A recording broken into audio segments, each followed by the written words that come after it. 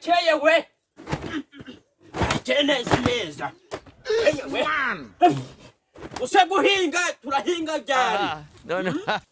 Gusa turahinga cyangwa ndago turahinga. Ugize ngo. Toka vuba. Turashize none. Wakirindagize we. Wagira ngo kajyamwe kari mu mihango. Wagira ngo abakarajeho. Bande ndakuba. Utekereza ngo urahinga ryari sha wakarindagiraho. Gira babo swati suku. Nta iwacu nta muntu wigeze yiyahure. Iwanyu bari yahuye. Ariko kunyumva ko ndi kubango guhinga. Ye? Ndagusangayo. Oko untage muri Nyakagezero ucunguza ubujumete sha. Bande yitwa ndi umwe. Kunyumva neza tubwira. A few moments later. Sheri wanje agiye kuza nebyo kumbwira ninjye guhinga. Amashuri nizo zawe. Sheri wanje araza ajyarira. Umva naze tubyose ubundi. Umva bese. Mwana njye nawarati. Satinze ko. Umva. Amashuri nizo naraminuja. Nizo nijye guhinga umuntu wize sa. Yewe. Sheri uraje. Turashize none. Iki ni igitondo warayirwanyoka.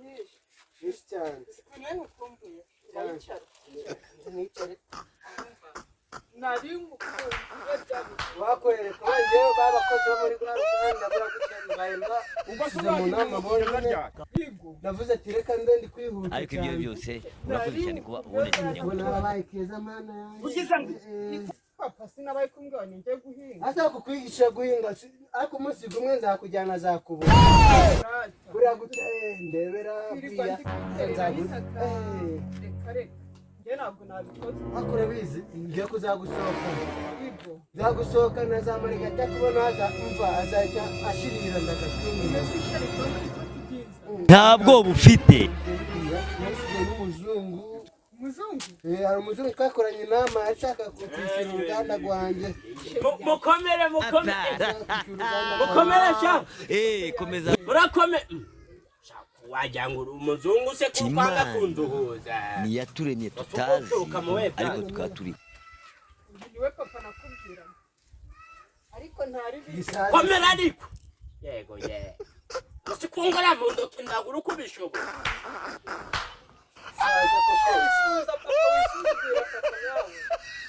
uranduhuza ndagunduhuza uje kutereka se uko bwari twariganye no siburiya ndashobora kadisera ndashobora kadibura ko ndi kukumva ngabone wagira uri umugati sha urimo neza mu mahigiri urimo neza ndakibaje kiguye uko ibaze usiburi uzamushobora oya umbwira ko uyu mukobwa uzamushobora Shamayi uramenye ako kantu ni kabi nose kuri kwanika ubuzutu Shamayi nka data turashize kandi ibyo imikino biravamo ibi ndakurahiye by'umukobwa wanjye sinamuko yo waba umeze gutya Shamayi uramenye ako kantu ni kabi ntabwo namuguha reka